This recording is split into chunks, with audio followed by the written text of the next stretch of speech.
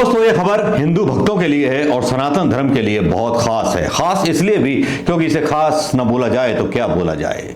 वैष्णो देवी से लेकर के राम मंदिर हो या बद्रीनाथ या फिर जो है जगन्नाथ मंदिर या पद्मनाभम मंदिर, जिस तरह से इन सब के खजाने पर भारतीय जनता पार्टी की निगाहें रहीं वो किसी से छुपी नहीं है।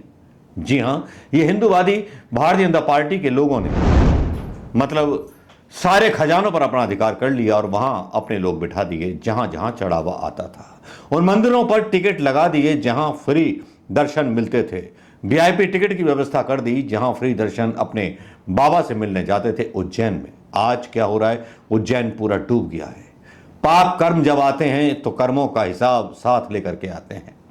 अब जब भारतीय जनता पार्टी की सरकार उड़ीसा में बनी है तो वहां भी ऐसी ही कोशिशें की। कहानी बहुत बड़ी है। कहानी ऐसी है कि आपको सिंपल लगेगी, आपको और कहानियां बताई जा रही होंगी। शायद अंबानी की शादी में शंकराचार्य का शामिल होना दिखाया जा रहा होगा, आपको शायद अंबानी की शादी में बड़े बड़े नेताओं का शामिल होना दिखाया जा रहा होगा। लेकिन इस बीच यहाँ पर एक प्रायोजित लूट होती है सरकार के द्वारा उन सनातन धर्मी मंदिरों के खजाने पर, जो आराम से वैसे ही लूट कही जाएगी जो हमने एक वेब सीरीज देखी है जिसमें कुछ मस्करे आकर के लूट लेते हैं बैंक को और गरीबों में पैसा बांट देते हैं। लेकिन ये गरीबों को पैसा बांटने वाली नहीं है, ये सरकार उद्योगपतियों के पास गिरवी रख देने वाली सरकार है। ऐसा ही ये सिस्टम है इस सरकार का और इसी सिस्टम से ये जीती है सरकार, सांस लेती है। परजीवी कहती है कांग्रेस को, लेकिन जिस पार्टी के ऊपर ये सांस लेने लगती है उस पार्टी को खा जाती है भारतीय जनता पार्टी। आज बात करेंगे काफी मंदिरों की, काफी उन विकास प्रक्रियाओं की जो वादे करके और जो घोषणा पत्र में डाल करके भारतीय जनता पार्टी आते हैं। उड़ीसा में जैसे ही भारतीय जनता पार्टी की सरकार बनी, वहां पर उड़ीसा के पुरी स्थित जगन्नाथ मंदिर का रत्न भंडार आज खोला जाएगा। राज्य के कानून मंत्री पृथ्वीराज हरिचंद्र ने शनिवार को बताया कि रत्न भंडार का आंतरिक कक्ष खोलने की प्रक्रिया रविवार को शुरू होगी और आज रविवार को शुरू हो भी गई। श्री मंदिर ने एक कमेटी गठित की है। पूरी प्रक्रिया से पारदर्शिता के लिए मंदिर परिसंचालन कमेटी के सदस्यों के साथ रिजर्व बैंक और भारतीय पुरातत्व सर्वेक्षण के प्रतिनिधि वहां मौजूद रहेंगे। रत्न भंडार को सभी चीजों का डिजिटल डॉक्यूमेंट बनाया जाएगा। उच्च स्तरीय समिति के चेयरमैन विश्वनाथ रथ के मुताबिक रत्न भंडार शुभ समय में दोपहर 1 बजे से लेकर के 1:30 बजे के बीच खोला जाएगा। मंदिर प्रबंधन समिति के प्रमुख अरविंद पाणी ने बताया कि इससे पहले रत्न भंडार 1905, 1926, 1978 में खोला गया था और बेशकीमती चीजों की लिस्ट बनाई गई थी। मतलब हमने जो खोला है वो पुरानी किया, वो पहले खुल चुका है 1978 में। अब 1978 में खुला है नहीं खुला, ये किसको पता है? किस पत्रकार को पता है? कौन पत्रकार बताएगा कि खुला भी था कि नहीं खुला था? जगन्नाथ मंदिर प्रशासन की ओर से हाई कोर्ट में दिए हल्फनामे के अनुसार रत्न भंडार में 3 कक्ष हैं। 25 गुणा 40 वर्ग फुट के आंतरिक कक्ष में 50 किलो 600 ग्राम सोना और 134 किलोग्राम चांदी है। इनका कभी इस्तेमाल नहीं हुआ। बाहरी कक्ष में 95 किलो 320 ग्राम सोना, 19 किलो 480 ग्राम चांदी है। इन्हें त्योहार पर निकाला जाता है, जो आभूषण होते हैं जब यात्रा निकाली जाती है जगन्नाथ के पुरी धाम में। 3 किलो 480 ग्राम सोना और 30 किलो 350 ग्राम चांदी है।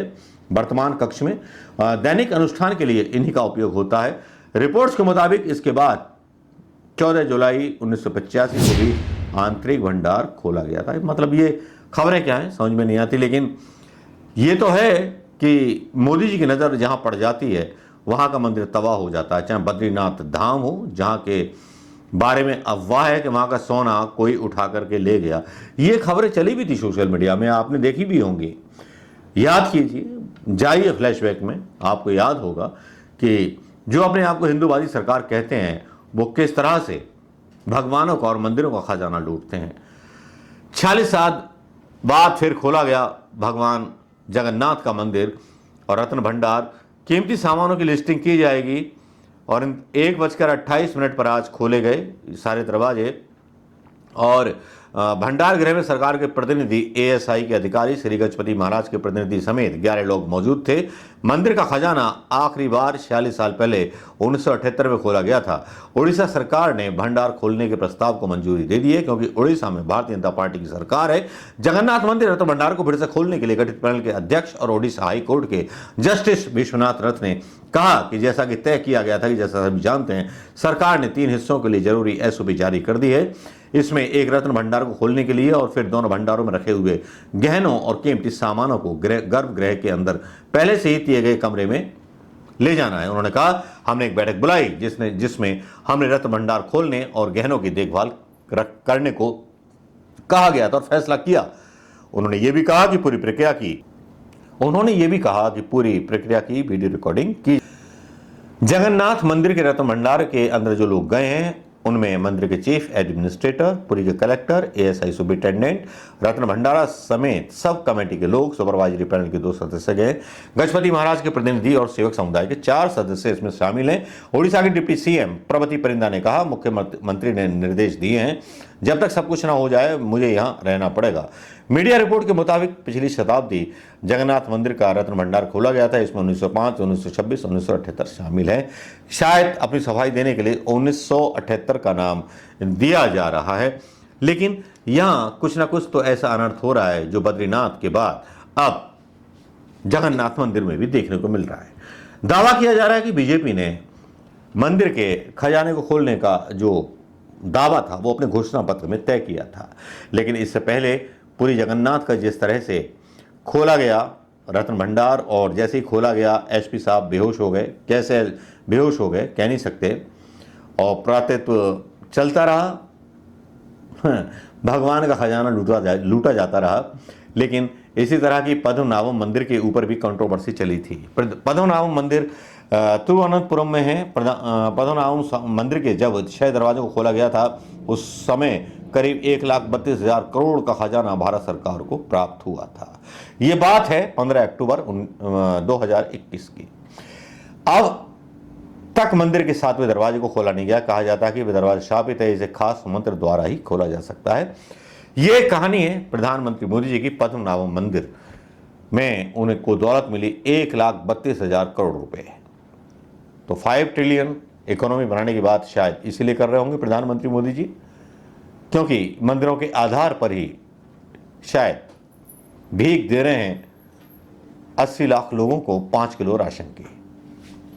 ये मंदिर अपने आप में काफी थे लोगों को 25 किलो राशन देने के लिए। उनके ब्याज से इतना पैसा आ जाता है। लेकिन प्रधानमंत्री मोदी जी की जिद है कि जितना चढ़ावा आता है उतना समेट लो। क्या प्रधानमंत्री मोदी जी ने अजमेर दरगाह के बारे में ये प्रोग्राम बनाया है, या जहां भी दरगाहों पर चढ़ावा आता है उनके बारे में भी ये प्रोग्राम बनाया है? जरा बता दें। जो अपने आप को हिंदू हृदय सम्राट बोलते हैं प्रधानमंत्री मोदी जी, क्या इसके बारे में कुछ बोलेंगे या नहीं बोलेंगे? लेकिन जिस तरह से जगन्नाथपुरी का खजाने की लूट जारी है, कहां जाएगा, कैसे कौन यूज करेगा, ये तो जनता के पास जानकारी नहीं आती ना। जो सरकार जहां भेज देती है, क्योंकि भारत के प्रधानमंत्री के पीएमओ अकाउंट का भी जो बना लेते हैं एक अकाउंट अपना, मतलब उसकी भी जानकारी नहीं दी जाती, वो सार्वजनिक नहीं होता। तो क्या ये पीएमओ के खाते में गया है या कहाँ गया है ये सारा पैसा? पद्मनाभम का और बद्रीनाथ विशाल का जो सोने के पत्तल उतार लिए गए थे, तो कहानी बड़ी अजीब गरीब है कि भारतीय जनता पार्टी के हिंदू हृदय सम्राट प्रधानमंत्री मोदी और जहां भाजपा आती है उसका जो है सबसे बड़ा निशाना मंदिर ही क्यों बनते हैं, मंदिर का खजाना क्यों बनता है? सोचने वाली बात है। दोस्तों, आपके क्या रिएक्शन है? भक्तों, आपकी जली हो और ना जली हो तो अपने प्रधानमंत्री मोदी का गरिबान पकड़ करके पूछिए कि भैया खजाने क्यों खाली किए जा रहे हैं मंदिरों के? इससे पहले तो किसी सरकार ने नहीं किया 78 सालों में, अब क्यों हो रहा है? मनमोहन सिंह ने तो खोले नहीं, प्रधानमंत्री ने क्यों खोल लिए? बेकारी हो। अंबानी की शादी में जाते हैं, उद्घाटन करने जाते हैं भाई साहब, सरकारी खर्चे पर वहां करते हैं नाटकबाजी। मुझे कोई शौक नहीं है बाबा रामदेव का नाच दिखाने का या अंबानी की शादी दिखाने का। यह उनके लिए मौज का विषय हो सकता है। जो लोग देश की तरक्की नहीं चाहते, जो लोग सवाल नहीं पूछना चाहते कि अंबानी को इतना कर्जा कहां से मिला, अंबानी किस तरह से शादी इतनी महंगी कर रहा है, मैं धिक्कार मारता हूं ऐसे नेताओं पर जो उसकी शादी में शामिल हुए। 2 लोग थे जो स्पाइन के साथ खड़े हुए थे, कोहली अपनी फैमिली के साथ और राहुल गांधी अपने पिता के साथ। नमस्कार, जय हिंद।